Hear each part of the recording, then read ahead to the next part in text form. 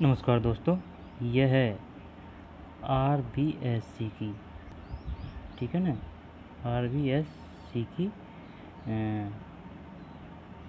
पाठ्य पुस्तक है राजस्थान माध्यमिक शिक्षा बोर्ड की, ठीक है ना, कक्षा 10 की। और इसमें अपना हिस्ट्री चल रही है। पहला पार्ट पढ़ लिया अपन ने, अब ये दूसरा पार्ट है और ये बहुत ही इम्पोर्टेंट है। और इसमें जो फैक्ट आ रहे हैं वो सभी इम्पोर्टेंट है, क्योंकि ये जो फैक्ट है इनको अपन नज़रअंदाज नहीं कर सकते, ठीक है ना, और सभी इम्पोर्टेंट फैक्ट है। तो चलिए हर एक तथ्य, हर एक फैक्ट को समझते हुए आराम से पढ़ते हुए चलते हैं, याद करते चलते हैं। अध्याय 2 संघर्षकालीन भारत 12/6 से 1757 ईस्वी तक। अध्याय फर्स्ट पढ़ चुके हैं, कक्षा 10 की है और सोशल साइंस की है, और पहला पार्ट पढ़ दिया है, दूसरा पार्ट है। तो चलिए शुरू करते हैं। संघर्षकालीन भारत 12/6 से 1757 ईस्वी तक। 1206 ईस्वी से और 1757। अब इसमें जितने भी इम्पोर्टेंट घटना घटित हुई है ना वो सभी आ जाएंगे इस पाठ में, ठीक। 1206 से 1757 ईस्वी तक एक तरह से समझ सकते हैं कि बहुत शानदार नोट्स हैं। और ये जो पार्ट है ना, ये 10वीं के, उनको तो 2 बार और पढ़ेंगे अपन। ये 3-4 पार्ट ही हैं, लेकिन 3-4 पार्ट में पूरी हिस्ट्री आ रही है। तो चलिए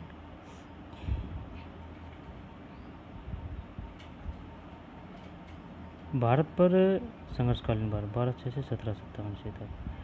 भारत पर लगातार विदेशी आक्रांताओं ने आक्रमण किया। भारतीयों ने इन आक्रमणों का वीरतापूर्वक प्रतिरोध किया, संघर्ष किया। भारतीयों ने प्रारंभिक अरबी एवं मुस्लिम आक्रांताओं को पराजित कर खदेड़ दिया। उमर खलीफा के समय 636 ईस्वी में अरबों द्वारा पहला समुद्री आक्रमण ठाणे पर हुआ। उमर खलीफा के समय,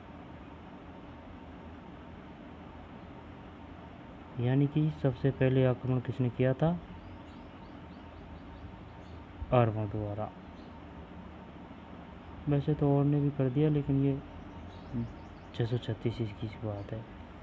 उमर खलीफा के समय 636 ईस्वी में अरबों द्वारा पहला समुद्री आक्रमण ठाणे बम्बई में ठाणे पर हुआ।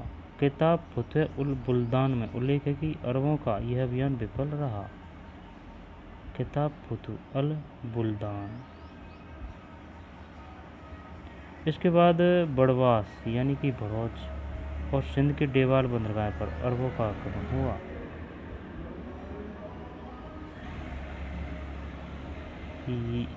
समुद्री आक्रमण हुआ था ये अरबों का 636 ईस्वी में, उमर खलीफा के समय। इसके बाद बड़वास यानी भड़ौच और सिंध के डेवाल बंदरगाह पर अरबों का आक्रमण हुआ।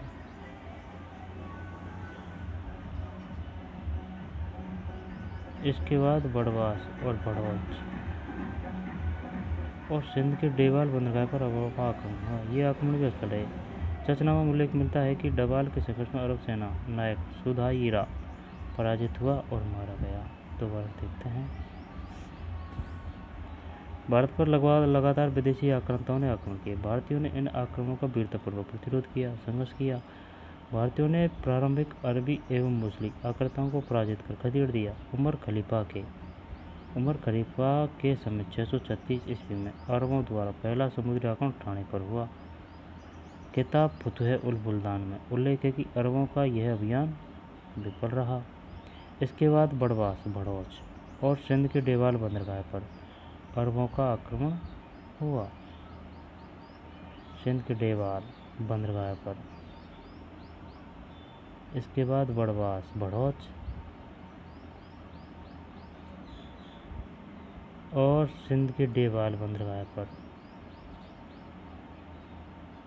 बड़वास कहाँ है? भड़ौच और सिंध के डेवाल बंदरगाह पर अरबों का आक्रमण हुआ। ये आक्रमण भी सफल रहे। चचनामा में उल्लेख मिलता है कि डेवाल के संघर्ष में अरब सेना नायक मुदाहिरा पराजित हुआ और मारा गया। मुदाहिरा 712 में मोहम्मद बिन कासिम, ये क्वेश्चन आया था पहले फर्स्ट ग्रेड में। 712 में मोहम्मद बिन कासिम व सिंध के राजा दाहिर के मध्य भयानक संघर्ष हुआ। इसी बीच संयोगवश एक तीर हाथी पर सवार राजा दाहिर के सीने पर लगा। इस कारण राजा मृत्यु को प्राप्त हुआ। इसके बाद भी राजकुमार जेसिया व सामग्री रानी बाई किले की रक्षा के लिए डटे रहे। राजकुमार जेसिया और साम्राज्य रानी बाई किले की रक्षा के लिए डटे रहे। मोहम्मद बिन कासिम और सिंध के राजा ताहिर 712 में। महमूद गजनबी को कश्मीर के शाही शासक जयपाल और आनंदपाल से कड़ा संघर्ष करना पड़ा। मोहम्मद गोरी को पृथ्वीराज चौहान के हाथों ही कई बार पराजित होना पड़ा। ठीक, महमूद गजनबी को कश्मीर के शासक जयपाल और आनंदपाल, पाल ये नहीं थे, बंगाल में थे, कश्मीर में भी थे भाई। और मोहम्मद गोरी को पृथ्वीराज चौहान के हाथों ही कई बार पराजित होना पड़ा। ठीक है, अब ये पृष्ठभूमि बना दी। अब आ रही है दिल्ली सल्तनत 1206 से 1526। यामिनी, इलविरी या गुलाम वंश कुतुबुद्दीन ऐबक 1206 से 1210 का राज्यारोहण 1206 में हुआ। यामिनी, इलविरी या गुलाम वंश, यानी कि भाई या तो यामिनी बोल दो या इलवरी बोल दो या गुलाम वंश। कुतुबुद्दीन ऐबक 1206 से 1210 का राज्यारोहण 1206 में हुआ। ठीक है,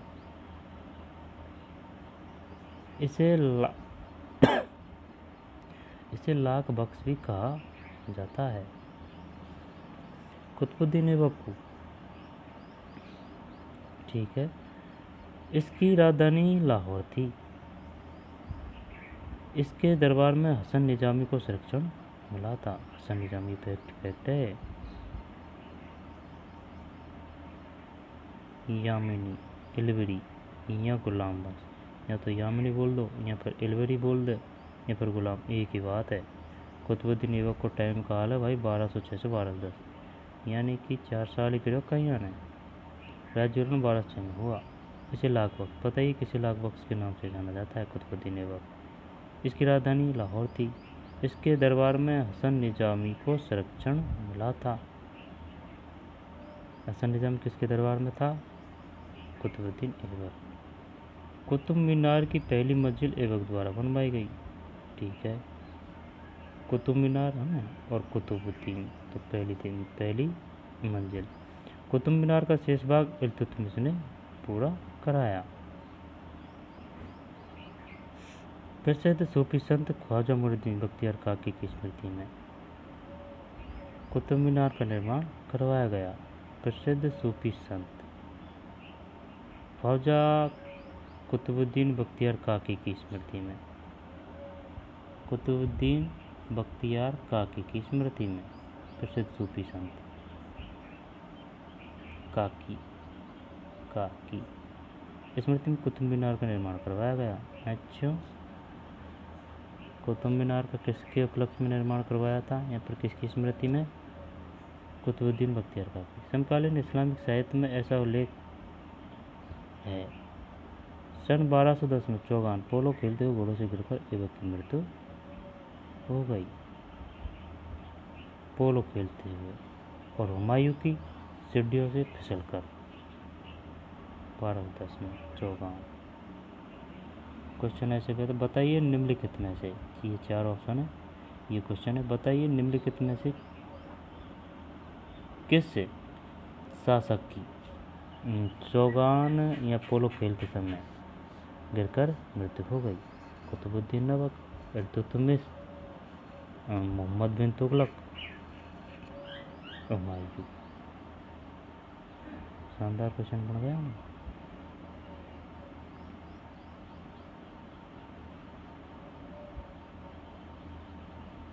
कुतुबुद्दीन ऐबक।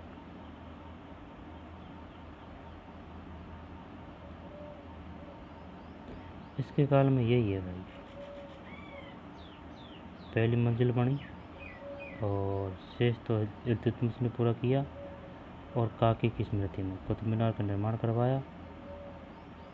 और 1210 पोल खेलते हुए गिर कर। अब है इल्तुतमिश, ये इसके बाद ही है 1210 से 1236, यानी गलत टाइम पे हो भाई। 1210 से 1236 यानी कि 20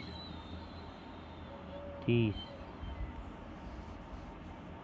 26 साल।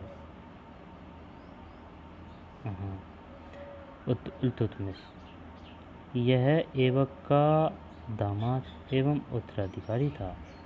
इसे तुर्क, इसे क्रम भी पूछ लेता है, पहले कौन आया, कुतुबुद्दीन ऐबक, इसके बाद में इल्तुतमिश, इल्तुतमिश के बाद में रजिया सुल्तान, रजिया सुल्तान के बाद में बलबन, और बलबन के बाद मोहम्मद बिन तुगलक कब आएगा, तो भाई दिया नहीं यार उसका इसमें, मोहम्मद बिन तुगलक, चल जानते है ना। इल्तुतमिश यह ऐबक का दामाद एवं उत्तराधिकारी था। इसे तुर्क साम्राज्य का वास्तविक संस्थापक माना जाता है। अच्छा,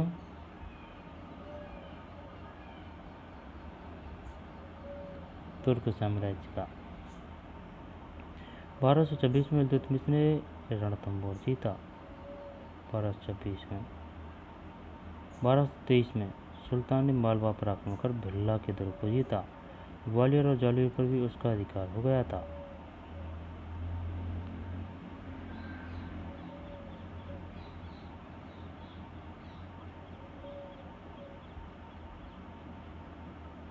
किसे तुर्क साम्राज्य का वास्तविक संगठनकर्ता माना जाता है, इल्तुतमिश।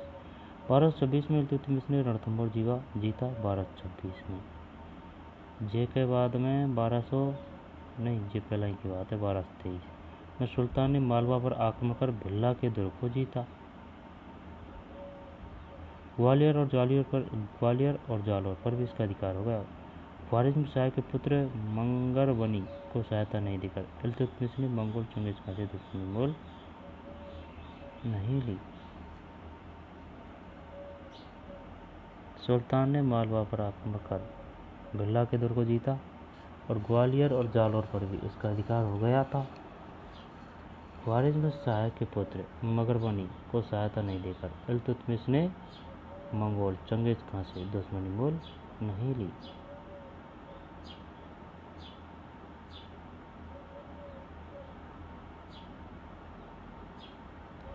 अब है रजिया सुल्तान 1236 से 40। रुकनुद्दीन फिरोज शाह की हत्या के बाद इल्तुतमिश की पुत्री रजिया सुल्तान बनी। रुकनुद्दीन फिरोज शाह की हत्या के बाद इल्तुतमिश की पुत्री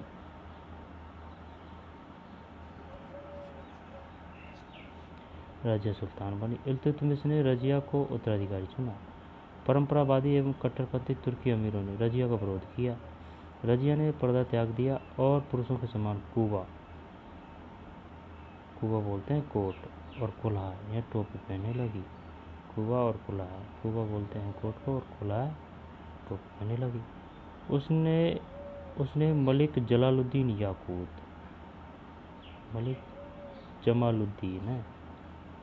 जमालुद्दीन याकूत यानी कि एक अबिसिनियाई निवासी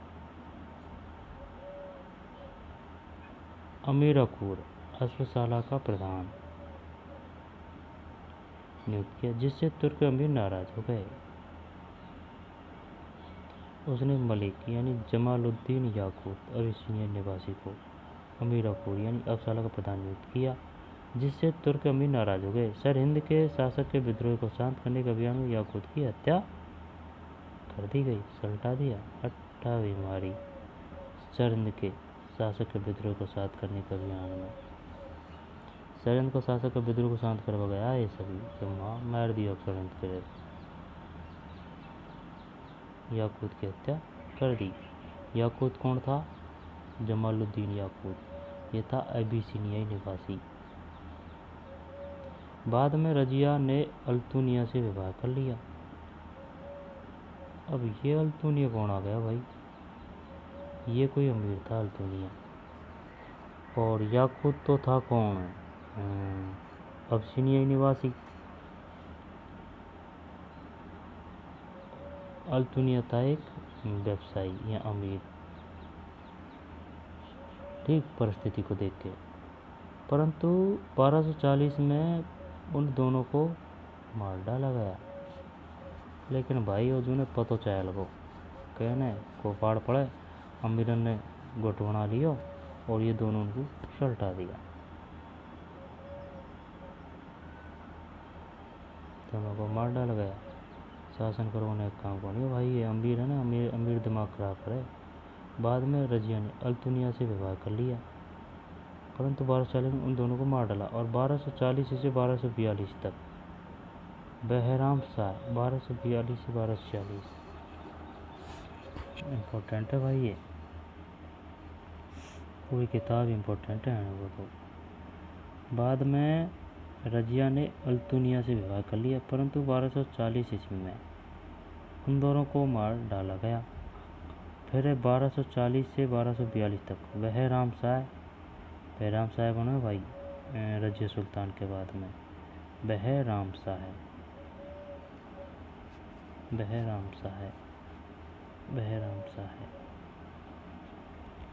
फिर 1242 से 1246 मूसद शाह है। फिर 1246 से 1265 ईस्वी तक नासिरुद्दीन महमूद ने सत्ता संभाली, यानी कि 3 बदल गया। एक तो हो बहराम शाह के साथ बाद में मसूद शाह के बाद में नासिरुद्दीन महमूद, यानी घनी जन शासन के 1246 से 65। ये सभी अयोग्य शासक थे। नासिरुद्दीन महमूद के पीछे वास्तविक बल गयासुद्दीन बलबन का था। हाँ, यानी कि सिराज व बाहो, लेकिन सब कछु जे शक्ति भक्ति पावर वावर जे कछु ही जे गयासुद्दीन बलबन के हाथ में। गयासुद्दीन महमूद तो नाम मात्र का शासक था। क्रम भी पूछ लें, बताइए गयासुद्दीन रजिया सुल्तान के बाद सल्तनत के शासक बहराम शाह 2 साल, फिर मधुद शाह यानी भी 2 साल नहीं 4 साल, और मसूद शाह के बाद में है भाई साहब नासिरुद्दीन महमूद 1246 से 65। अब आ जाइए बलबन पे। बलबन 1265 से 1296, 1265 से 1296 से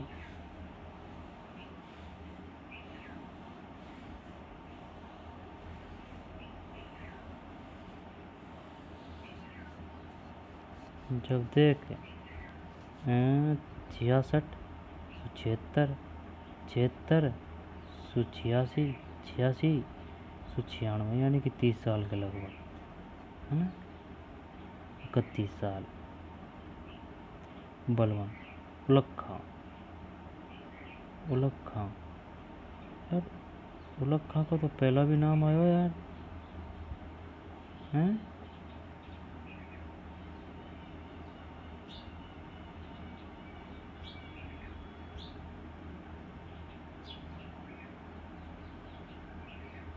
ना, या मैं तो को नहीं आ गए शायद।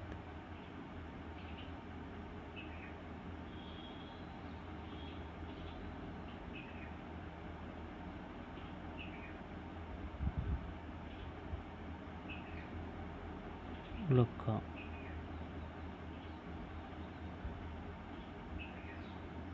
चल जाने थे।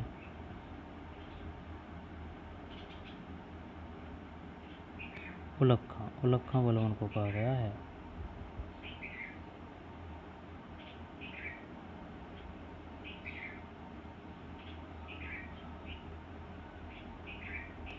बलबन 1265 से 96, उलग खां बलबन इल्तुतमिश के चहलगानी यानी 40 नामक तुर्की दासों के प्रसिद्ध दल से संबंधित था। वह 1265 में यह गद्दी पर बैठा।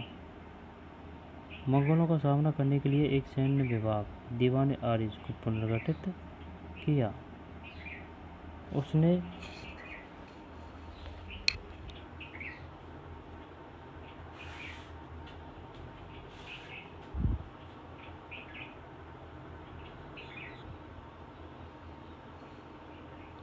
बलबन उलुक्का बलबन इल्तुतमिश के चहलगानी यानी 40 नामक तुर्की दासों के प्रसिद्ध दल से संबंधित था। वह 1265 में यह गद्दी पर बैठा। मंगोलों का सामना करने के लिए एक सैन्य विभाग दीवान आरिज को पुनर्गठित किया। 1265 में मंगोलों का सामना करने के लिए सैन्य विभाग दीवान आरिज को पुनर्गठित किया। ये क्वेश्चन आ चुका है। बताइए किसने दीवान आरिज नामक संगठन का निर्माण किया था, यहाँ पर पद का निर्माण किया था। बलबन मंगोलों का सामना करने के लिए सैन्य विभाग दीवान आरिज संबंधित है सैन्य विभाग से। पुनर्गठित किया। उसने सिजदा और पावो सम्राट के समक्ष झुककर उसके पैरों को चूमना की प्रथा को दरबार में शुरू किया। बलबन दिल्ली सल्तनत के प्रशासनिक ढांचे के निर्माताओं में प्रमुख था। उसने शत्रुओं के प्रति लोहे और रक्त की नीति अपनाई, जिसमें पुरुषों को मार दिया जाता था। वह बच्चों और स्त्रियों को गुलाम बनाया जाता था। लोहे और रक्त की 1286 में बलबन की मृत्यु के बाद अमीरों के दलीय संघर्ष ने खूनी रूप ले लिया। 1286 में बलबन की मृत्यु के बाद अमीरों के दलीय संघर्ष ने खूनी रूप ले लिया। क्यूमर्स का वध कर 1290 में जलालुद्दीन खिलजी ने स्वयं को सुल्तान घोषित कर दिया। क्यूमर्स का वध कर, ठीक।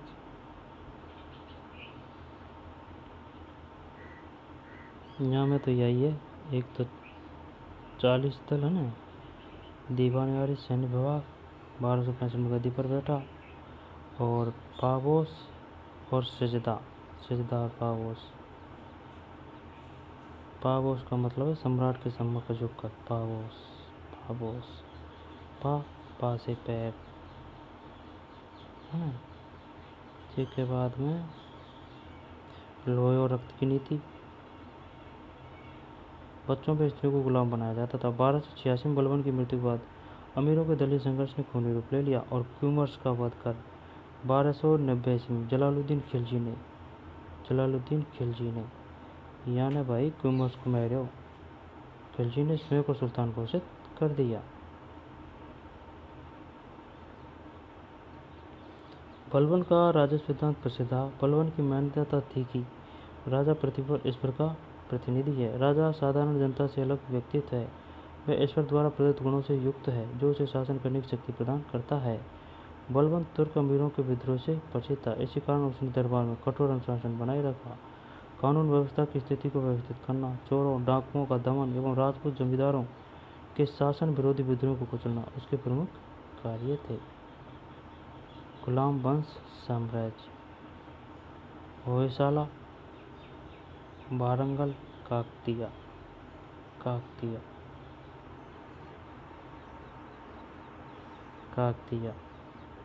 है ना, और देवगिरी के यादव, वारंगल के काकतीय,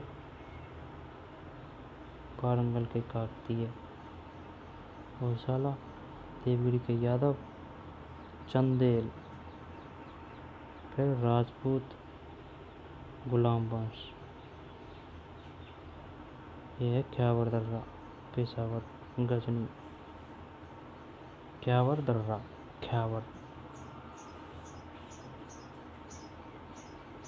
पेशावर में ख्यावर दर्रा।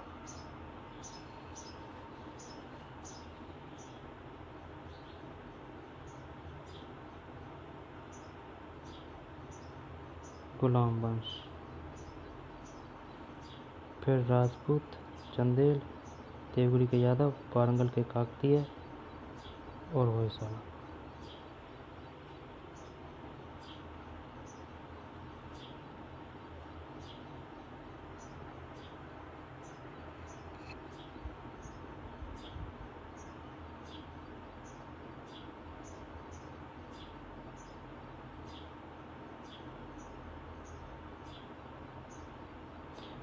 चलते हैं आगे। खिलजी वंश आ रहा है भाई साहब। खिलजी वंश साम्राज्य 1290 से 1320। यानी कि यह 10 साल और दूरी 13 यानी 30 साल। खिलजी वंश साम्राज्य 1290 से 1320। खिलजी वंश का प्रथम शासक जलालुद्दीन फिरोज खिलजी 1290 से 1296, ओनली 6 साल था, जो 70 वर्ष का था। इसके भतीजे और दामाद, यानी इसके भतीजे है, भतीजा भी है और दामाद अलाउद्दीन ने इलाहाबाद में उसका 1296 ईस्वी में धोखे से हत्या करवा दी। उसमें सुल्तान बन बैठा 1296 ईस्वी में। उसने 20 वर्षों के शासन में कुछ अपने सुधारों को लेकर अलाउद्दीन की चर्चा होती है। अपने 20 वर्षों के शासन में 1290 से 1320। अपने 20 वर्षों के शासन में कुछ अपने सुधारों को लेकर अलाउद्दीन की चर्चा होती है। उसने सिक्कों पर अपना उल्लेख द्वितीय सिकंदर के रूप में करवाया। अलाउद्दीन खिलजी ने द्वितीय सिकंदर के रूप में। उसके शासन में कश्मीर व बंगाल शामिल नहीं थे। कश्मीर व बंगाल, कश्मीर और बंगाल शामिल नहीं थे। गुजरात के बघेला राजपूत राजा कर्णदेव, गुजरात के बघेला राजपूत राजा कर्णदेव के खिलाफ सैन्य अभियान किया।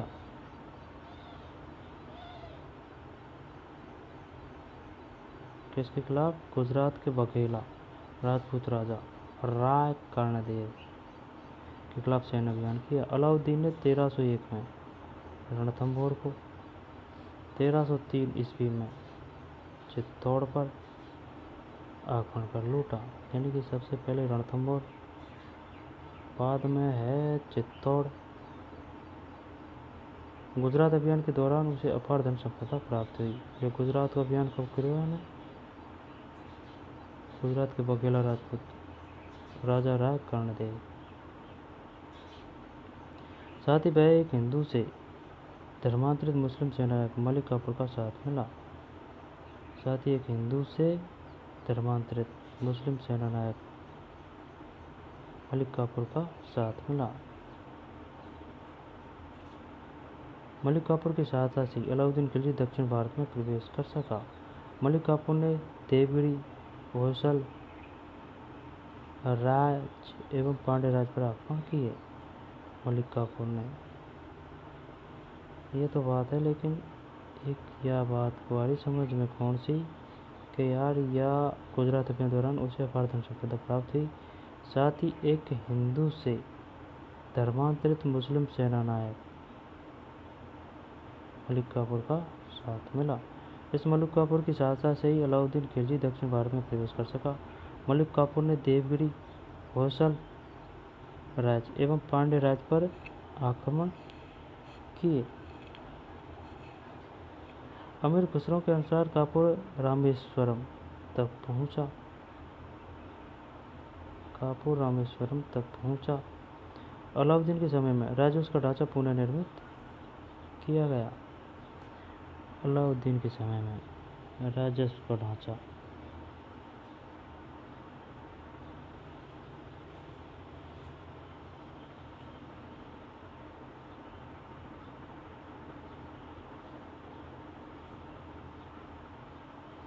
अमीर खुसरो के अनुसार काफूर रामेश्वरम तक पहुंचा था।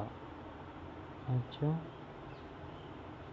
अलाउद्दीन के समय में राजस्व का ढांचा पुनः निर्मित किया गया। विद्रोहियों पर नियंत्रण के लिए उसने 4 आदेश जारी किए। एक तो यह हो, अमीर वर्ग की संपत्ति जब्त करना एवं खालसा भूमि को कृषि योग्य बनाकर राजस्व में वृद्धि करना। सही डिसीजन लियो। दिल्ली में मद्य निषेध, गुप्तचर प्रणाली का गठन, अमीरों के परस्पर मेल मिलाप रोक लगाना। ये 4। एक तो अमीर वर्ग की संपत्ति जब्त करनी, खालसा भूमि को कृषि योग्य बनाकर राजस्व में वृद्धि करना। एक दूसरा, दिल्ली में मद्य निषेध यानी कि दारूबाजी बंद। फिर गुप्तचर प्रणाली का गठन और चौथा है अमीरों के परस्पर मेल मिलाप पर रोक लगाना। उसने खलीफा की सत्ता को मान्यता देते हुए स्वयं को यस्मिन उल खिलाफत नासिरी अमीर उल मोमिनीन उपाधि धारण की, तगड़ी उपाधि धारण करी यार खिलजी ने। यास्मीन उल खिलाफत नासिरी अमीर उल मोमिनीन अलाउद्दीन खिलजी ने। उसने खलीफा की सत्ता को मान्यता देते हुए स्वयं। ठीक।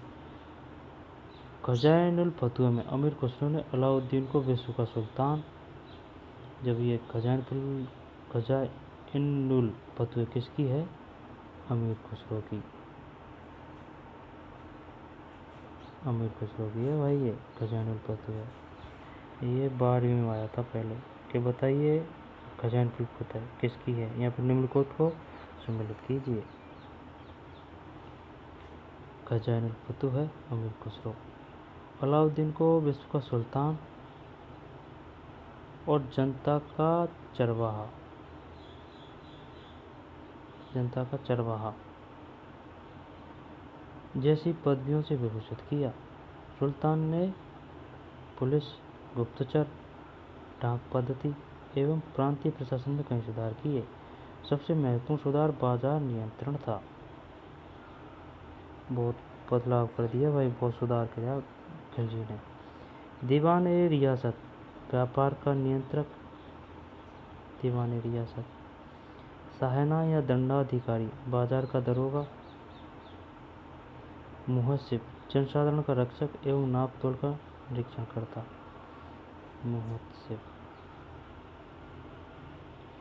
जनसाधारण का रक्षक एवं नाप तोल का निरीक्षण करता। फिर है बरीदे मुमालिक गुप्तचर अधिकारी आदि नए पद सृजित कर प्रशासन को ठीक किया। दोबारा से देखते हैं। सुल्तान ने पुलिस, गुप्तचर, डाक पद्धति एवं प्रांतीय प्रशासन में कई सुधार किए। सबसे महत्वपूर्ण सुधार बाजार नियंत्रण था। दीवान ए रियासत यानी व्यापार का नियंत्रण। दीवान ए रियासत एक तो ये पद दीवान ए रियासत अलाउद्दीन खिलजी, इसका मतलब व्यापार का नियंत्रक। साहना या दंडाधिकारी, दंडा से तो पता चल रहा है बाजार का दरोगा है।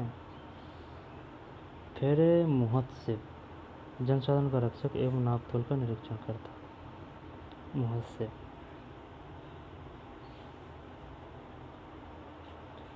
फिर है बरीदे मुमालिक यानी गुप्तचर अधिकारी आदि नए पद सृजित कर प्रशासन को ठीक किया।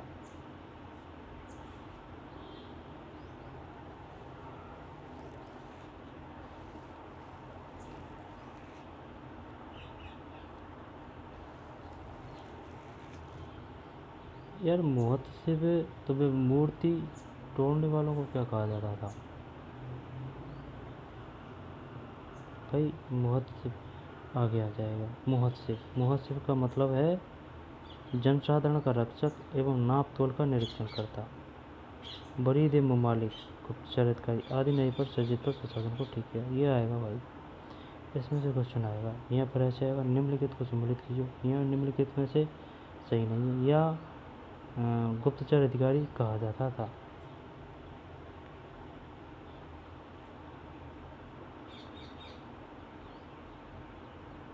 दीवान रियासत बाजार का नियंत्रक है ना। और साहना या दंडाधिकारी बाजार का दरोगा। फिर मुहस्सिब जनसाधारण का रक्षक नाप तोल का निरीक्षण करता। मुहस्सिब बरीद मुमालिक गुप्तचर अधिकारी। मुमालिक गुप्तचर को बोलते हैं और मुहस्सिब नाप तोल कर का निरीक्षण करता। और दंडाधिकारी बाजार का दरोगा साहनाया है ना। और दीवान ए रियासत बाजार व्यापार का नियंत्रक रियासत।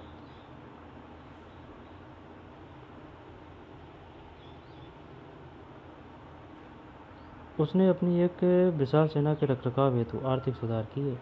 मोलभाव सुनिश्चित करके सुल्तान ने कालाबाजारी और मुनाफाखोरी पर रोक लगा दी। सराय ए अदल स्थानीय एवं विदेशी वस्तुओं का बाजार था। सराय ए अदल स्थानीय एवं विदेशी वस्तुओं का बाजार था। अच्छा, अलाउद्दीन पहला शासक था जिसने सैनिकों को नगद वेतन यानी कैश पेमेंट दिया था। बताइए अलाउद्दीन खिलजी के समय स्थानीय व विदेशी वस्तुओं का बाजार का नाम क्या था? वैसे तो ये सराय से नाम चल रहा है, सराय अदल।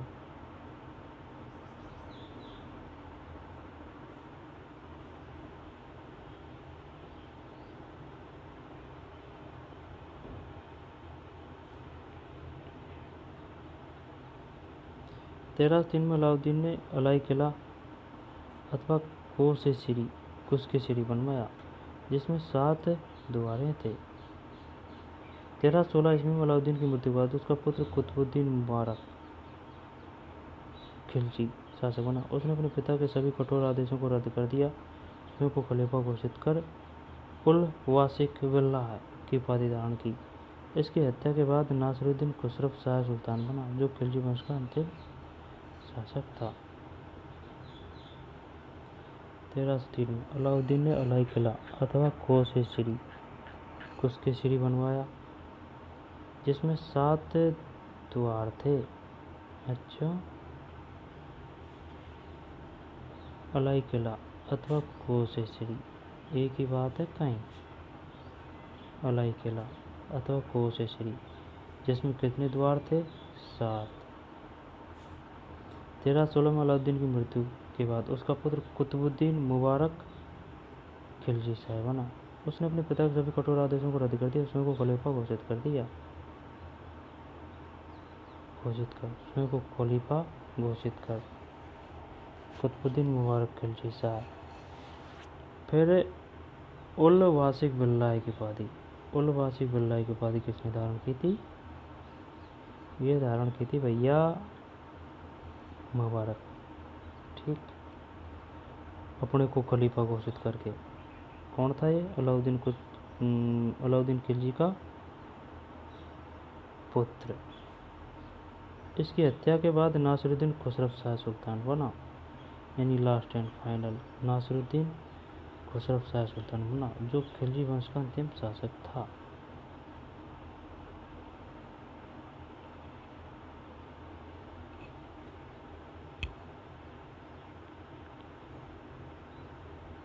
अलाई किला 1303 में अथवा कुश-ए-सिरी जिसमें 7 द्वार थे।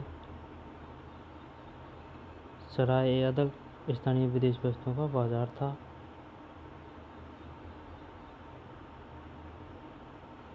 बरीद ममालिक गुप्तचर अधिकारी, मुहस्सिब जनसाधारण का रक्षक एवं नाप-तोल का निरीक्षण करता। फिर सायना या दंडाधिकारी बाजार का दरोगा, दीवान-ए-रियासत व्यापार का नियंत्रक। सबसे महत्वपूर्ण सुधार बाजार का नियंत्रक, दीवान-ए-रियासत बाजार का दीवान-ए-रियासत बाजार का नियंत्रक। सायना दंडाधिकारी दरोगा, मुहस्सिब रक्षक एवं नाप-तोल का निरीक्षण करता। बरीद ममालिक गुप्तचर अधिकारी।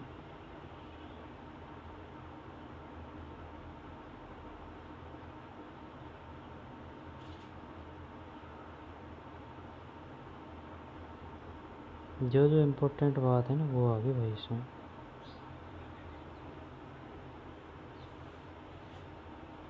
उल वासिक बिल्लाह की उपाधि किसने धारण की थी?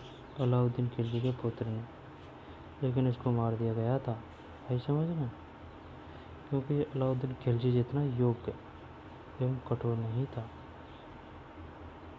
और कठोर नहीं होता है बस उसको दूसरा षड्यंत्र करके मार देते हैं। नासिरुद्दीन खुसरो शाह सुल्तान बना, जो खिलजी वंश का अंतिम शासक था। अब है भाई साहब तुगलक शासनकाल। जैसु पहला आपा, इसको देखते हैं। खिलजी साम्राज्य, ये खिलजी साम्राज्य है। अच्छा, लाहौर, मुल्तान, पानीपत, दिल्ली, जोधपुर, ग्वालियर, हाजीपुर, गौर। दक्षिण में नहीं है भाई साहब, इधर ये उत्तरी साइड, पश्चिम से पूर्व। लाहौर, मुल्तान, पानीपत, दिल्ली, जोधपुर, ग्वालियर, हाजीपुर और गौर। राजस्थान आ रहा है, राजस्थान आ रहा है ना भाई, वो रणथंभौर और जालौर वो सभी जीत लिए इस वजह से, तो ये प्रतापी शासक थे।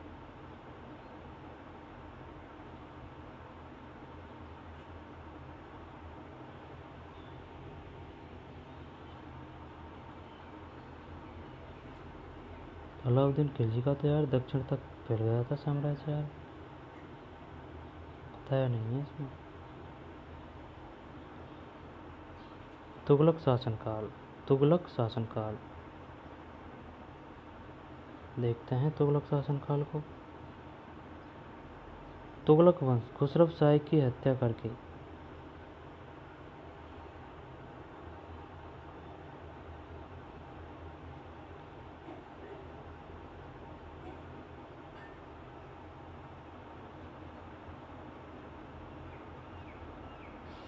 यानी कि अलाउद्दीन खिलजी का पुत्र की हत्या करे जे बणो ने शासक या सुल्तान जी भी, तो बाकू भी भाई मार दियो।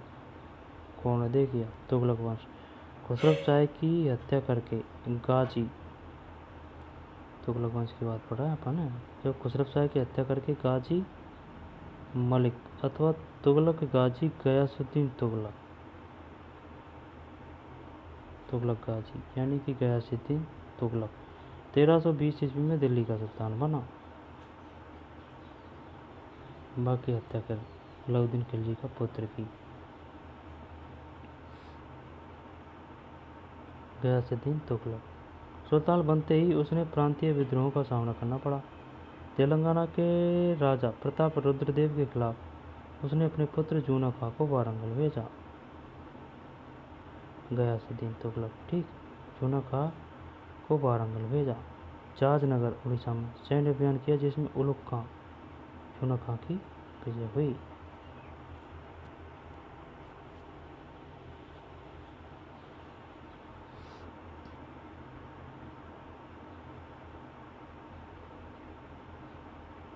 मलिकत्व तुगलक गाजी गयासुद्दीन तुगलक 1320 ईस्वी में दिल्ली का सुल्तान बना। सुल्तान बनते ही उसे प्रांतीय विद्रोहों का सामना करना पड़ा। तेलंगाना के राजा प्रताप रुद्रदेव के खिलाफ उसने अपने पुत्र, तेलंगाना के राजा प्रताप रुद्रदेव के खिलाफ उसने अपने पुत्र जूना खां को वारंगल भेजा। जाजनगर यानी उड़ीसा में सैन्य अभियान किया जिसमें उलुग खां यानी कि वही जूना खां की विजय हुई। गयासुद्दीन का अंतिम सैनिक अभियान बंगाल के विद्रोह का दमन था। बंगाल के विद्रोह दमन था। दिल्ली वापसी पर आयोजित स्वागत समारोह में एक लकड़ी के भवन गिरने से 1325 में उसकी मृत्यु हो गई। गयासुद्दीन तुगलक की है लकड़ी का भवन में यहाँ की मृत्यु हुई। बंगाल के विद्रोह का दमन था, है ना। जब वापस समाप्त कर जब आ रहा है ना वापसी में, जब समागत समारोह में एक लकड़ी के भवन से गिरने से, ये चाल भी हो सके भाई, कहीं पर तो चाल या आमिरों ने मिलर मेरे हो षड्यंत्र। लकड़ी के भवन गिरने से 1325 ईस्वी में उसकी मृत्यु हो गई। तत्पश्चात इसका पुत्र जूना खां मोहम्मद तुगलक के नाम से सुल्तान बना। जूना खां, ए यार षड्यंत्र कौन करेगा, क्योंकि विजय गिरधारी शक्तिशाली है, प्रतापी है, तो शक्तिशाली प्रतापी के साथ में सामने षड्यंत्र करवा की हिम्मत सहज में कोई होए, और वह पुत्र भी तो शक्तिशाली है। दिल्ली की वापसी पर आयोजित स्वागत समारोह में लकड़ी के भवन से गिरने से 1325 में उसकी मृत्यु होगी। तत्पश्चात उसका पुत्र जूना खां मोहम्मद तुगलक के नाम से सुल्तान बना। जूना खां के नाम से कौन जाना जाता है? मोहम्मद तुगलक। मोहम्मद तुगलक किसका पुत्र था? गयासुद्दीन का, जिसने तुगलक वंश की स्थापना की थी। अलाउद्दीन खिलजी के पुत्र को अलाउद्दीन खिलजी के पुत्र की हत्या करके गयासुद्दीन तुगलक ने, गयासुद्दीन तुगलक की मृत्यु हुई थी लकड़ी के स्वागत समारोह है ना दरवाजे से। और इसका पुत्र था कौन? मोहम्मद देख बात बताऊँ तो सुन भाई, अलाउद्दीन खिलजी को होगा शासन। अलाउद्दीन खिलजी का बाद में अलाउद्दीन को जे पुत्र हो ने बाय ते प्रतापी साहसी कठोर थे खूनी हो तो बाकू मार दियो। कौन है? गयासुद्दीन। गयासुद्दीन तुगलक ने को मारो, मान मारो आने आने। नासिरुद्दीन खुसरो शाह सुल्तान बना, जो खिलजी वंश का अंतिम शासक था। अने जे को अलाउद्दीन खिलजी का छोरा को मारो ना तो बाकू मार कौन बनो? या गयासुद्दीन तुगलक खुसरो शाह को, है ना। खुसरो शाह को कौन ने? गयासुद्दीन तुगलक ने। और जो गयासुद्दीन तुगलक काफ़ी प्रतापी विद्रोह दबाया। कौन कौन सा सैनिक अभियान किया? प्रांतीय विद्रोह। एक तो हो तेलंगाना के राजा प्रताप रुद्रदेव के खिलाफ अपने पुत्र जूना खां को वारंगल भेजा। पुत्र को भेजा तो बात बाकी आएगी, है ना भाई। युवराज तो था वह टाइम जूना खां। जादनगर उड़ीसा में सैन्य अभियान किया जिसमें उलुग खां यानी कि जूना खां, उलुग खां या जूना खां एक ही बात, विजय हुई प्रताप रुद्रदेव। और गयासुद्दीन का अंतिम सैनिक अभियान बंगाल के विद्रोह का दमन था। जब यह विद्रोह को दमन फिर आ रहा ना, जब स्वागत समारोह में लकड़ी का भवन बनाया, जब गिर हो और उसकी मौत होगी। कौन की हुई तो लकड़ी का दरवाजा से मौत? गयासुद्दीन तुगलक की। गया से गया, ठीक। फिर उसका पुत्र था कौन? जूना खां। जूना खां किस नाम से जाना जाता है? मोहम्मद तुगलक के नाम से। उसका नाम कई संज्ञाओं से जोड़ा गया, है ना। अंतर विरोधों का विस्मयकारी मिश्रण, रक्त का प्यासा। मोहम्मद तुगलक यह भाई तो नहीं, मोहम्मद बिन तुगलक 1050 उसका पुत्र जूना खां मोहम्मद तुगलक के नाम से सुल्तान बना। उसका नाम कई संज्ञाओं से जोड़ा गया। अंतर विरोधों का विस्मयकारी मिश्रण, रक्त का प्यासा आदि। मोहम्मद तुगलक के समय तुगलक साम्राज्य 23 मुक्तों प्रांतों में बटा हुआ था। कितने प्रांतों में? 23।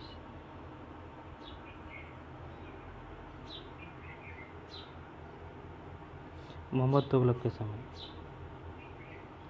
बनी सुल्तान की 5 मुख्य योजनाओं का वर्णन करता है। यह भाई ये भाई मोहम्मद बिन तुगलक।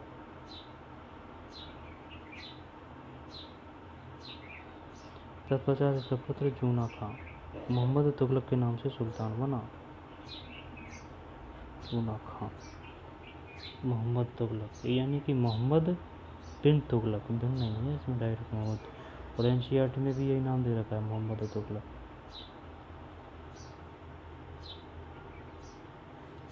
अंतर विरोधियों का विस्मयकारी मिश्रण, रक्त का प्यासा आदि। तो यानी कि मोहम्मद बिन तुगलक को डैडी को नाम हो गयासुद्दीन तुगलक। गयासुद्दीन तुगलक जो लकड़ी का दरवाजा स्वागत समारोह से। गयासुद्दीन तुगलक ने एक तो याकूब भेजो मोहम्मद बिन तुगलक को, चंद्रदेव ने यार तेलंगाना के राजा प्रताप रुद्रदेव के खिलाफ उसने जूना खां को वारंगल भेजा। वारंगल को और एक बंगाल को, जब बंगाल का को समाप्त कर आरोन विद्रोह को जब हुई मृत्यु कौन की? गयासुद्दीन तुगलक की।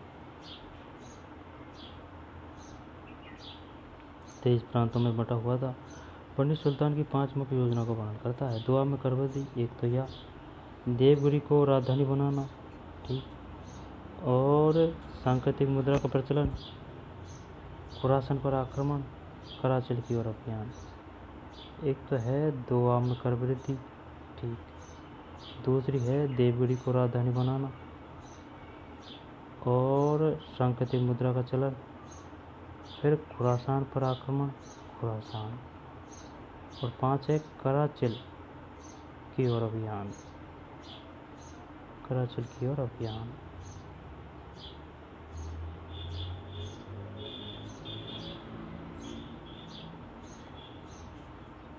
खुरासान पर आक्रमण और कराचल की ओर अभियान।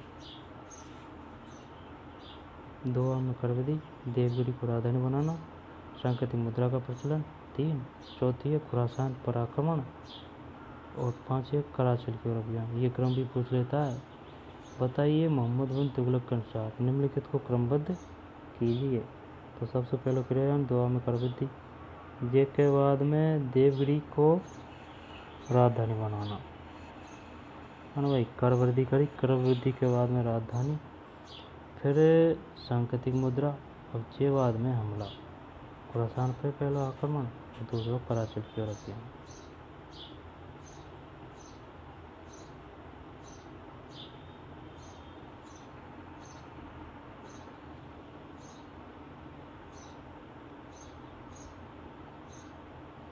सुल्तान ने 1327 से 1335 तक देवगिरी को अपनी राजधानी बनाकर रखा और उसका नाम दौलताबाद रखा। 1330 में तांबे एवं कांसे के मिश्रित सांकेतिक सिक्के चलाए।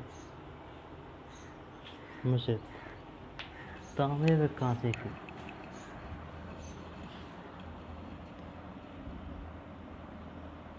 सुल्तान ने 1327 से 1325 तक देवगिरी को अपनी राजधानी बनाकर रखा, उसका नाम दौलताबाद रखा। 1330 ईस्वी में तांबे एवं कांसे के मिश्रित सांकेतिक सिक्के चलाए। 1330 में तो पहला तो सांकेतिक सिक्का है, ये बाद में राजधानी है।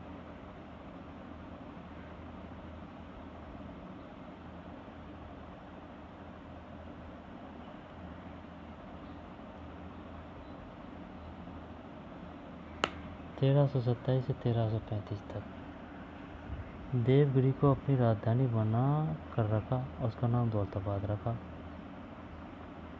है ना।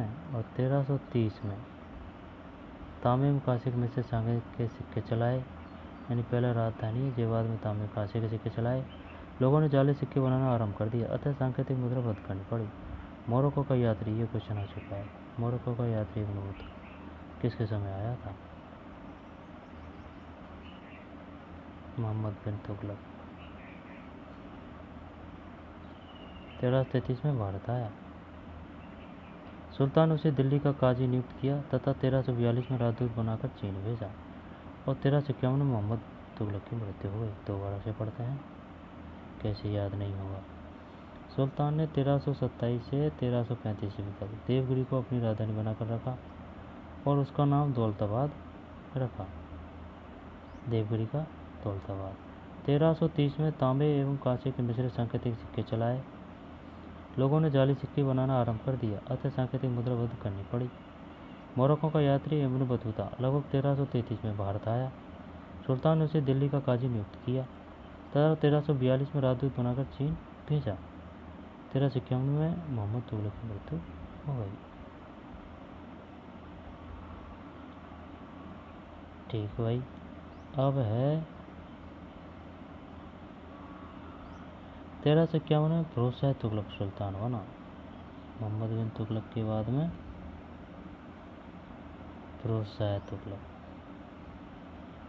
सुल्तान बना, जो मोहम्मद तुगलक का ये मोहम्मद बिन तुगलक ही है, मोहम्मद तुगलक का चचेरा भाई था, यानी काका का लड़का। मोहम्मद तुगलक चचेरा भाई था। बंगाल के हाजी इलियास के स्वतंत्र हो जाने से उसके विरुद्ध फिरोज शाह ने 2 बार सैन्य अभियान किया। हाजी इलियास उनके विरुद्ध फिरोज शाह ने 2 बार सैन्य अभियान किया, परंतु असफल रहा। फिरोज शाह ने सरकारी एवं सेना की नौकरियों को वंशानुगत बना दिया। वंशानुगत बना दी भैया ने फिरोज शाह ने, एवं योग्यता की जांच करने की प्रणाली का त्याग कर दिया, यानी कि सब चीज़ आराम पसंद कर ली। भाई सरकारी सेना की नौकरी वंशानुगत बना दिया।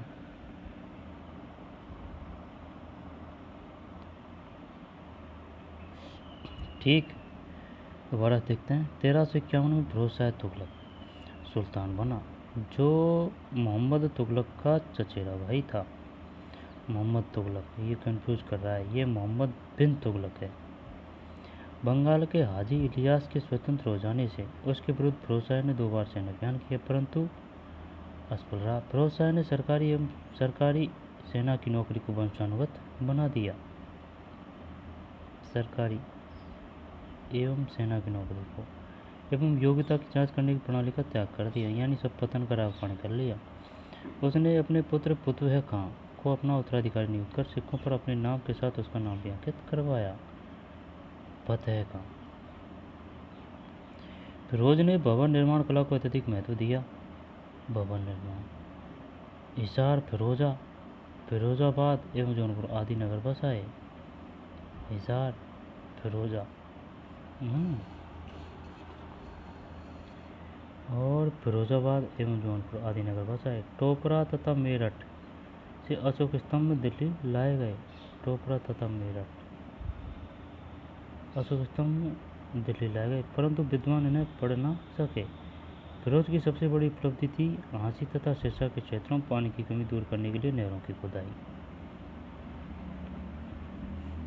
फिरोज की सबसे बड़ी उपलब्धि थी हांसी तथा सिरसा के क्षेत्रों में पानी की कमी दूर करने के लिए नहरों की खुदाई। एक नहर सतलज नदी से दीपालपुर के तथा दूसरी यमुना नदी से सिरमुख के पास खुदवाई गई।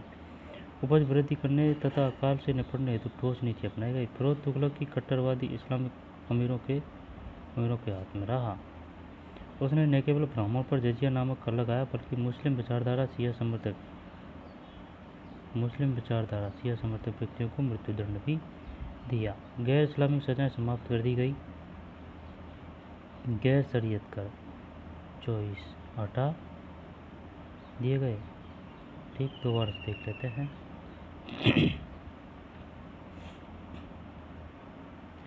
फिरोज शाह तुगलक के पुत्र का नाम क्या था? फतेह खां। फिरोज ने भवन निर्माण कला को अत्यधिक महत्व दिया। हिसार, फिरोजा है ना, हिसार और फिरोजा, यहाँ पर ये हिसार फिरोजा हो सकता है। हिसार तो है, फिरोजा भी शायद अलग होगा। फिरोजाबाद एवं जौनपुर आदि नगर बसाए। टोपरा तथा मेरठ से अशोक स्तंभ दिल्ली ला गए, परंतु विद्वान ने पढ़ ना सके। फिरोज की सबसे बड़ी उपलब्धि थी हांसी तथा सिरसा के क्षेत्रों में पानी की कमी दूर करने के लिए नहरों की खुदाई। एक नहर सतलज नदी से दीपालपुर के तथा दूसरी नहर, एक तो गई सतलज से दीपालपुर के तथा दूसरी यमुना नदी से सिरमौर के पास खुदवाई गई।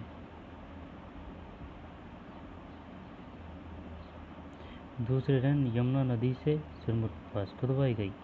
उपज वृद्धि करने तथा अकाल से निपटने हेतु ठोस नीति अपनाई गई। फिरोज तुगलक भी कट्टरवादी इस्लामिक अमीरों के हाथ में रहा। उसने न केवल ब्राह्मणों पर जजिया नामक कर लगाया, बल्कि मुस्लिम विचारधारा शिया समर्थक व्यक्तियों को मृत्युदंड भी दिया। ये गलत कर दिया यार उसने न केवल ब्राह्मणों पर जजिया नामक कर लगाया, बल्कि मुस्लिम विचारधारा शिया समर्थक को भी मृत्युदंड दिया। और गैर शरीयत कर, यानी कि गैर शरीयत कर चोइसा, गैर इस्लामिक सजाएं समाप्त कर दी गई। और गैर शरीयत कर यानी 24 हटा दिए गए। 24 कर, अच्छा 24 कर, लेकिन जजिया कर लगाया था, बाकी 24 कर हटाए गए थे। केवल 4 मुख्य रखे, एक तो खराज,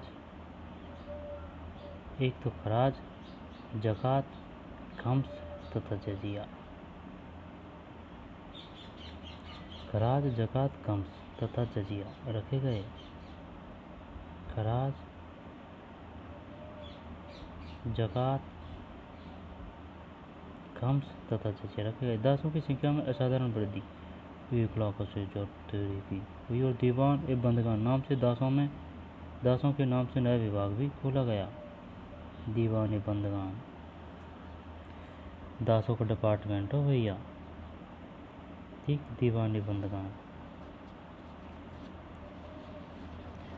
जे के बाद में दीवान बंदगान नाम से दासों के नाम से नया विभाग खोला गया, है ना। दीवान बंदगान की स्थापना की थी फिरोज शाह तुगलक ने। फिरोज ने दिल्ली में खरबूजों तथा अंगूरों की खेती को प्रोत्साहित किया। और अनेक भाग लगवाए। 1388 में फिरोज शाह की मृत्यु हो गई। 13 तुगलक वंश का अंतिम शासक नासिरुद्दीन महमूद था। 1388 में फिरोज शाह की मृत्यु हो गई। तुगलक वंश का अंतिम शासक नासिरुद्दीन महमूद था। इसी समय 1398 में तुर्क आक्रांता तैमूरलंग ने भारत पर आक्रमण कर लूटपाट की थी। तुगलक वंश का अंतिम शासक कौन था? नासिरुद्दीन महमूद था।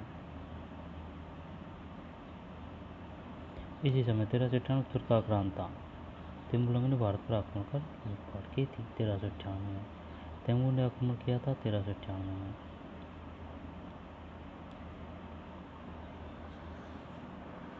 भारत पर आक्रमण कर लूटपाट की। आगे बात समझ में। फिरोज शाह की मृत्यु 1388। अंतिम शासक नासिरुद्दीन मोहम्मद शाह। 1398 में तुर्क आक्रांता तैमूरलंग ने भारत पर आक्रमण की लूटपाट की। दीवानी बंदगान की स्थापना फिरोज शाह तो यानी खेती बाड़ी, कृषि, नहरों और दासों इन ज़्यादा कठोर नीति को अपनाई आने। ऐसा ना कौन? फिरोज शाह तुगलक। फिरोज शाह। अब है भाई साहब सैयद वंश। सैयद वंश है ना। तैमूर ने दिल्ली को जीतकर खिजर खां को अपना प्रतिनिधि नियुक्त किया। खिजर खां को तैमूर ने। खिजर खां ने सैयद वंश की स्थापना की। खिजर खां ने, ठीक। सैयद वंश, ठीक। सैयद वंश। तैमूर ने दिल्ली को जीतकर खिजर खां को अपना प्रतिनिधि नियुक्त किया। खिजर खां ने और बीच में तैमूरलंग को आक्रमण होगा। कौन? फिरोज शाह की मृत्यु हुई। तुगलक वंश का अंतिम शासक नासिरुद्दीन महमूद था। नासिरुद्दीन महमूद के समय हो 1398 में। सैयद वंश। तैमूर ने दिल्ली को जीतकर खिजर खां को अपना प्रतिनिधि नियुक्त किया। खिजर खां ने ही सैयद वंश की स्थापना की। 1414 से 1421 तक शासन करने वाले भी खिजर खां ने न तो कभी शाह की उपाधि धारण की और न ही अपने नाम से सिक्के चलाए।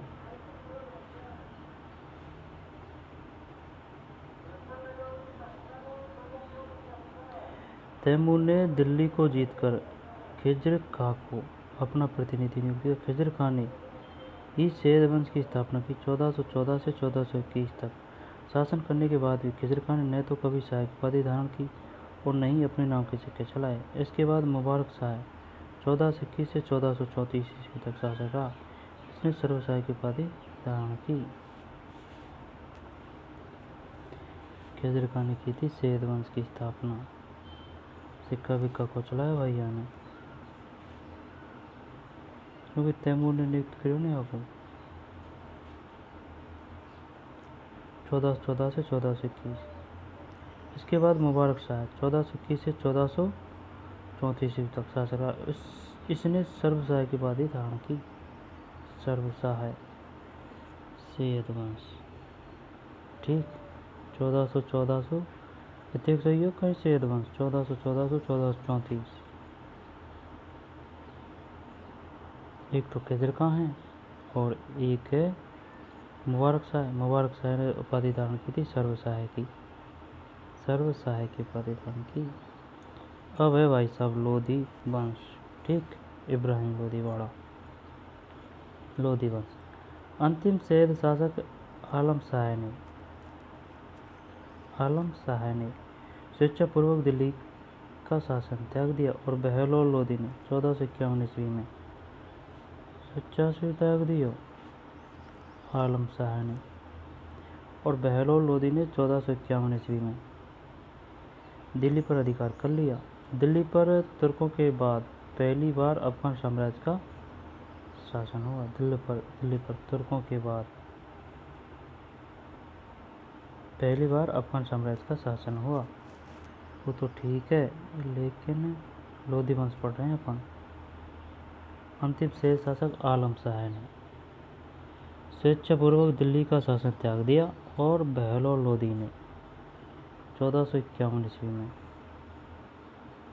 दिल्ली पर अधिकार कर लिया। दिल्ली पर तुर्कों के बाद पहली बार अफगान साम्राज्य का शासन हुआ। उसने जौनपुर के मोहम्मद शाह शर्की के दिल्ली पर अधिकार करने के प्रयास को असफल कर दिया। उसने जौनपुर के मोहम्मद शाह शर्की के दिल्ली पर अधिकार करने के प्रयास को असफल कर दिया। 38 वर्ष शासन करने के बाद 1489 ईस्वी में उसकी मृत्यु हो गई। कौन की हो गई मृत्यु?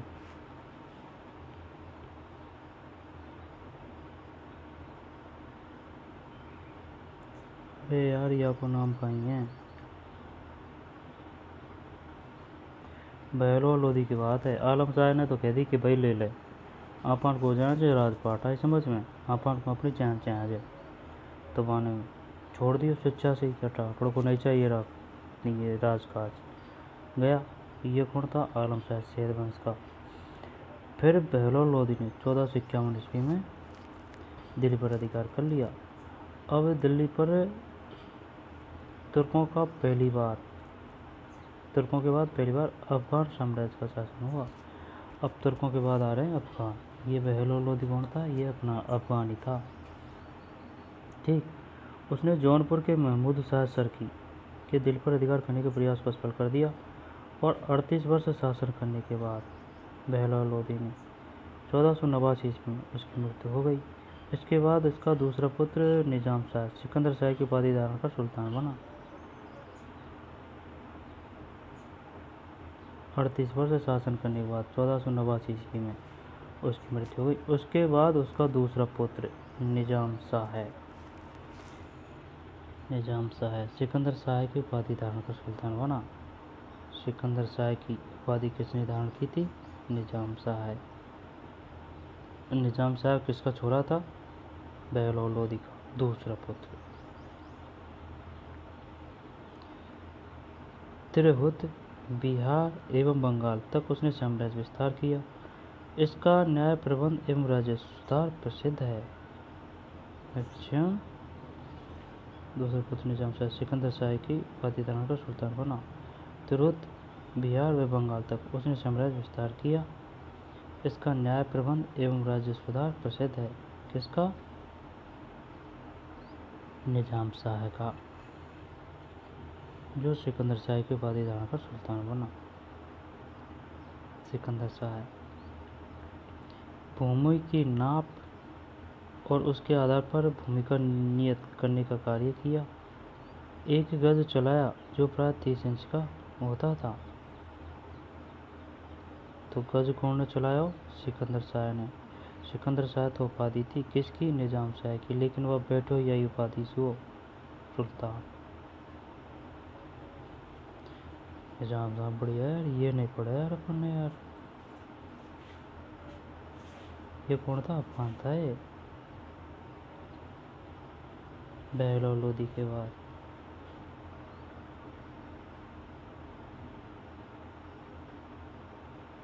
ठीक। इसका न्याय प्रबंध एक राजस्व सुधार प्रसिद्ध है। तिरहुत, बिहार, बंगाल तक उसने साम्राज्य विस्तार किया। इसका न्याय प्रबंध एवं राजस्व सुधार प्रसिद्ध है। भूमि की नाप और उसके आधार पर भूमि का नियत करने का कार्य किया। एक गज चलाया जो 30 इंच का होता था। ठीक है, 30 इंच। यह गज लंबे समय तक सिकंदर गज के नाम से चलता रहा। सिकंदरी गज। अच्छा, सिकंदरी गज किसने चलाया था?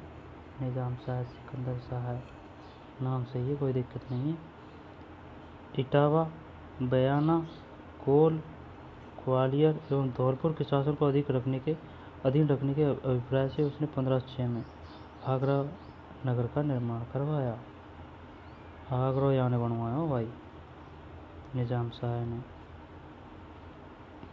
इटावा, बयाना, कोल, ग्वालियर व धौलपुर के शासकों को अधीन रखने के अभिप्राय से 1506 में आगरा नगर का निर्माण करवाया। उसका उपनाम गुलरू खां था। इसी उपनाम से कविता भी लिखता था गुलरू खां। बताइए, गुलरू खां किस सुल्तान का उपनाम था? निजाम शाह है। सिकंदर शाह है। गुलरू खां, तीन नाम होगा। निजाम शाह है, सिकंदर शाह है, गुलरू खां। तो निजाम शाह तो ओरिजिनल नाम है, सिकंदर शाह है बाकी उपाधि है। उपाधि धारण करवा सिंहासन पर बैठे हो। और यह गुलरू खां यह उपनाम है। कविता भी लिखता था यार, तो विकसित हो यार एकदम। नवंबर 1517 में उसकी मृत्यु के बाद उसका पुत्र इब्राहिम लोदी आगरा में गद्दी पर बैठा। इब्राहिम लोदी यानी इब्राहिम लोदी के डैडी की बात पढ़ रहे हैं अपन। इब्राहिम लोदी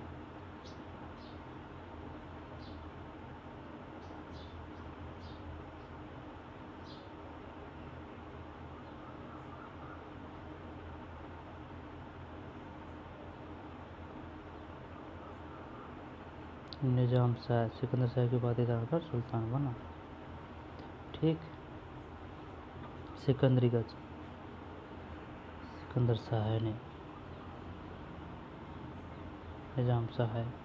गुलरा खां आगरा का निर्माण काफ़ी काम कर दिए भाई। 1506 में आगरा का निर्माण करवाया था। आगरा का निर्माण 1506। फिर इसकी मृत्यु के बाद में कौन आ रहा है? इब्राहिम लोदी आगरा में गद्दी पर बैठा। नवंबर 1517 में मृत्यु हुई थी इसकी, निजाम शाह की। फिर 1517 से 18 ईस्वी में इब्राहिम लोदी व राणा सांगा के मध्य युद्ध हुआ।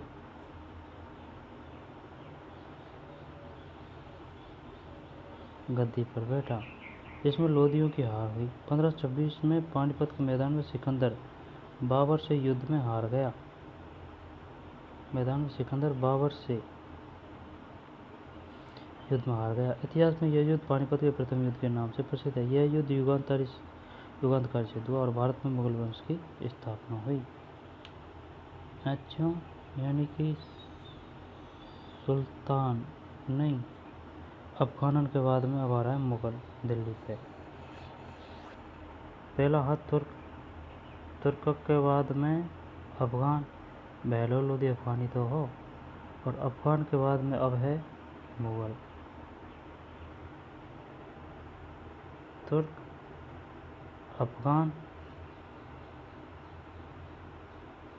तुर्क अफगान, अब है मुगल।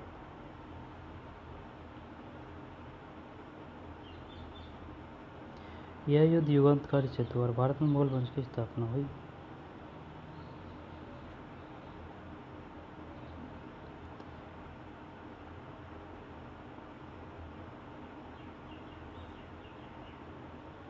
उसने जौनपुर के मोहम्मद शाह सरकी के दिल्ली पर अधिकार करने के प्रयास को असफल कर दिया। 38 वर्ष शासन करने के बाद 1489 में उसकी मृत्यु हो गई। उसके बाद उसका दूसरा पुत्र निजाम शाह सिकंदर शाह की उपाधि धारण कर सुल्तान बना। तिरहुत, बिहार, बंगाल तक उसने साम्राज्य विस्तार किया। उसका न्याय प्रबंध एवं राजस्व सुधार प्रसिद्ध है। निजाम शाह का भूमि के नाप और उसके आधार पर भूमि का नियत करने का कार्य किया। एक गज चलाया जो 30 इंच का होता था। यह गज लंबे समय तक सिकंदरी गज के नाम से चलता रहा। इटावा, बयाना, कोल, ग्वालियर तथा धौलपुर के शासकों को अधीन रखने के अभिप्राय से उन्होंने 1506 में आगरा नगर का निर्माण करवाया था और उसका उपनाम गुलरू खां था। इसी उपनाम से कविता भी लिखता था। नवंबर 1517 में उसकी मृत्यु के बाद उसका पुत्र इब्राहिम लोदी आगरा में गद्दी पर बैठा। इब्राहिम लोदी के डैडी शानदार आदमी था भाई। ठीक।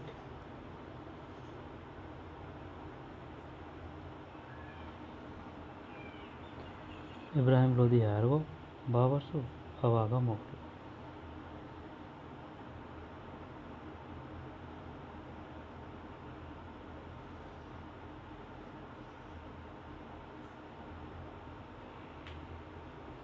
ठीक। अब है संतलतकालीन प्रशासन। संतलतकालीन प्रशासन। ठीक। सुल्तान मुगल को है अभी से।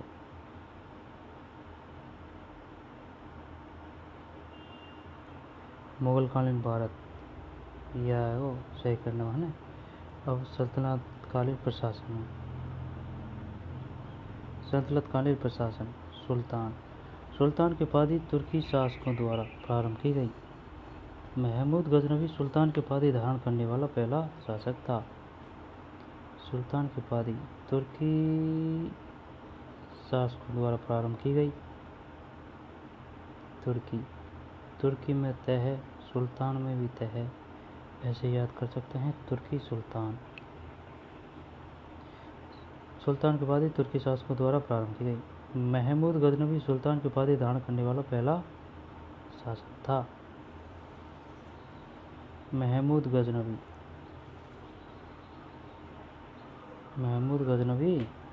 सुल्तान की उपाधि धारण करने वाला पहला शासक था। राज्य की संपूर्ण शक्ति सुल्तान के हाथ में थी।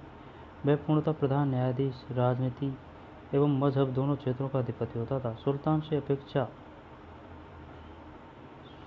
अपेक्षा की जाती थी कि वे उलेमा वर्ग की राय माने।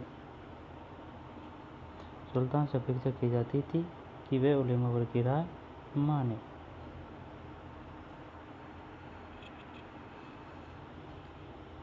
सुल्तान की उपाधि धारण करने वाला पहला शासक कौन था? महमूद गजनवी।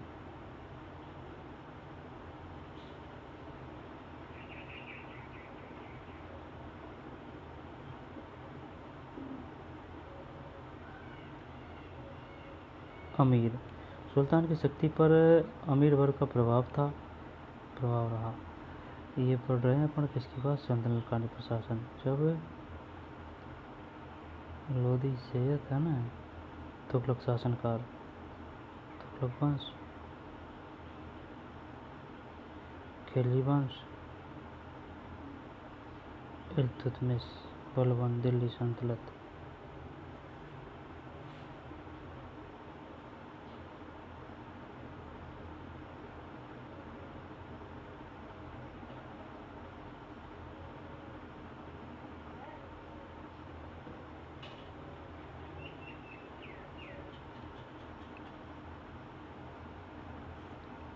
महमूद गजनवी को कश्मीर के शाही शासक जयपाल और आनंदपाल से कड़ा संघर्ष करना पड़ा। मोहम्मद गौरी को पृथ्वीराज चौहान के हाथों भी कई बार पराजित होना पड़ा।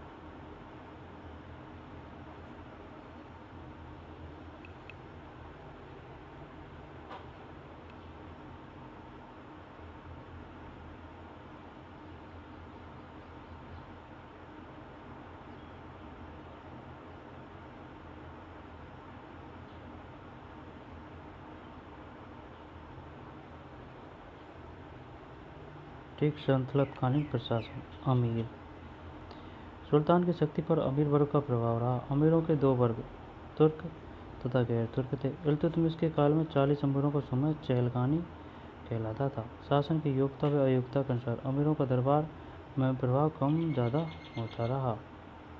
अमीर केंद्रीय शासन संस्था मजलिस ए खलवत मंत्रिपरिषद की तरह होती थी। केंद्रीय शासन संस्था मजलिस ए खलवत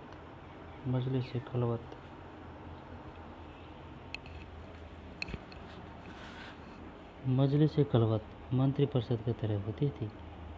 अच्छा, मजलिस ए खलवत क्या है? मंत्रिपरिषद। वजीर, हारिज ममालिक, दीवान शाह, दीवान रजाद, इसके 4 स्तंभ थे। केंद्रीय शासन संस्था मजलिस एक खलवत मंत्रिपरिषद की तरह होती थी। वजीर, हारिज ममालिक, दीवान इंसा, दीवान रिसालत, इसके 4 स्तंभ थे। वजीर का कार्यालय दीवान विजारत कहलाता था। वजीर का कार्यालय दीवान विजारत कहलाता था। ठीक है, इसे वित्त विभाग कहा जा सकता है। वजीर, दीवान विजारत, ठीक, और वित्त विभाग कहा जा सकता है। मुस्तौफी, महालेखा परीक्षक, ये तो कौन ही भाई याद? मुस्तौफी महालेखा परीक्षक। खंजीन खंचा जी, हाँ ये याद है। मजम आदार यानी हिसाब संग्रह करता है, इस विभाग के कर्मचारी होते थे। तो 12 पढ़ते हैं। केंद्रीय शासन संस्था मजलिस खलवत मंत्रिपरिषद की तरह होती थी। वजीर आरिज ममालिक, दीवान इंसा, दीवान रिसालत, इसके 4 स्तंभ थे। मजलिस खलवत, वजीर आरिज ममालिक, दीवान इंसा, दीवान रिसालत। अब है वजीर का कार्यालय दीवान वजारत कहलाता था। ठीक है, इसे वित्त कहा जा सकता है। मुस्तौफी यानी कि महालेखा परीक्षक। खंजीन कंचाजी, अमादार हिसाब संग्रह करता, अमादार हिसाब संग्रह करता। इस विभाग के कर्मचारी होते थे। जलालुद्दीन खिलजी ने दीवान बकूफ एवं जलालुद्दीन खिलजी ने दीवान बकूफ एवं अलाउद्दीन ने दीवान मुस्तखराज विभाग की स्थापना की। क्वेश्चन आएगा 101%। बताइए मजअमदार से आप क्या समझते हैं? हिसाब संग्रह करता। और दीवान बकूफ विभाग की स्थापना किसने की थी? बकूफ या बेकूफ ऐसे कर सकते हैं। जलालुद्दीन खिलजी। दीवान बकूफ,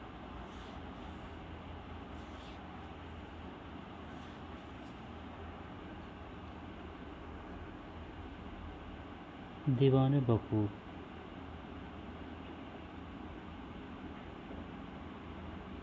और अलाउद्दीन ने दीवान मुस्तखराज विभाग की स्थापना की। मुस्तखराज अलाउद्दीन ने और बकूफ जलालुद्दीन खिलजी ने। ठीक, जे के बाद में है की थी। ये वित्त विभाग के अंतर्गत आते हैं। मोहम्मद तुगलक ने भूमि को कृषि योग्य बनाने हेतु दीवान अमीर कोई की स्थापना की। मोहम्मद तुगलक।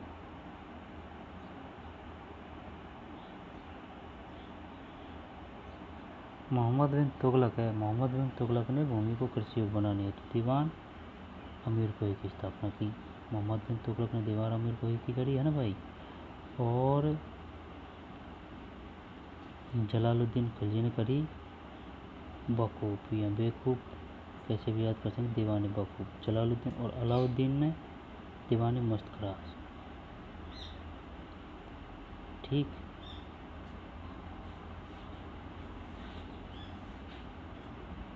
अब है दीवान इंसा पर शाही पत्र व्यवहार का दायित्व था। ये तो याद है। दीवान रियासत का कार्य विदेश मंत्री की तरह था। ठीक, सदर और सुदूर धर्म विभाग का प्रमुख होता था। ठीक, इसका कोष अलग होता था सदर और सुदूर का, जिसमें ज़कात से प्राप्त धन एकत्रित होता था। काजी उल कुजात न्याय, बरीद ममालिक सूचना के विभाग थे। न्याय बरीद ममालिक सूचना के विभाग थे। दरबार एवं राजमहल के लिए 6 कर्मचारी होते थे। दरबार एवं राजमहल के लिए 6 कर्मचारी होते थे।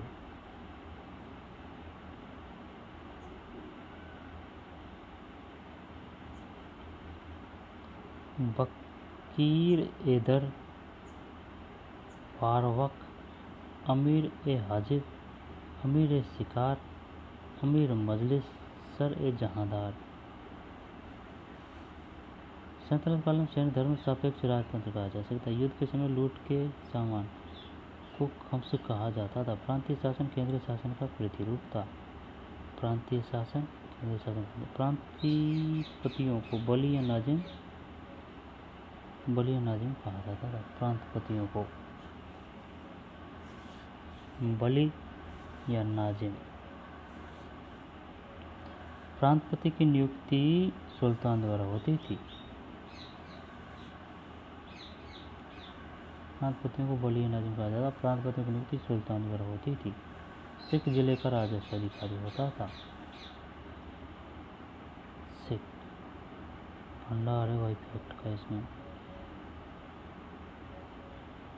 दीवान सा पर किसका पढ़ रहे हैं अपन? ये अपन पढ़ रहे हैं अपना पढ़ रहे हैं सल्तनत कालीन प्रशासन, मोहम्मद बिन तुगलक, है ना, वो वाला रजिया सुल्तान वाला, है ना वो।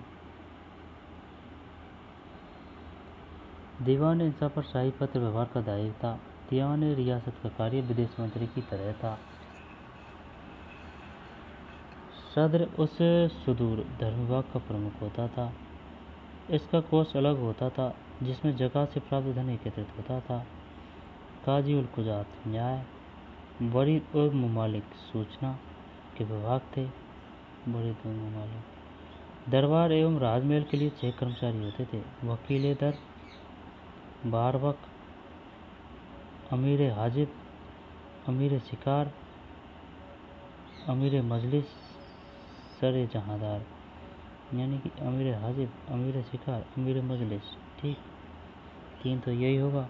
एक है सरे जहांदार और एक है वकील दर और एक बारबक।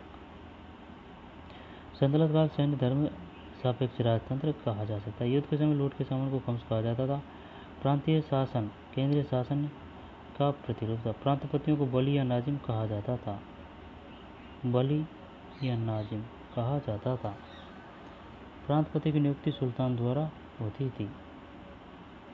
प्रांतपतियों को बली या नाजिम कहा जाता था। प्रांतपति की नियुक्ति सुल्तान द्वारा होती थी।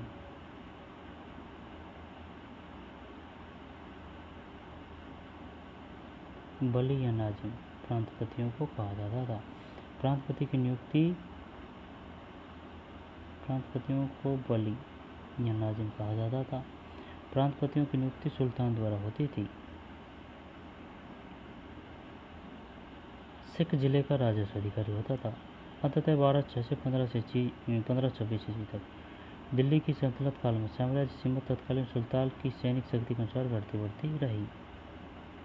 साम्राज्य तत्कालीन सुल्तान की सैनिक शक्ति के अनुसार बढ़ती रही। 1206 से 1526। अब आ रहा है मुगल भारत, मुगलकानी भारत 1526 से 1858 ईस्वी तक। तो चलिए इसको पढ़ेंगे नए वीडियो में। तो मिलते हैं नई वीडियो में। धन्यवाद।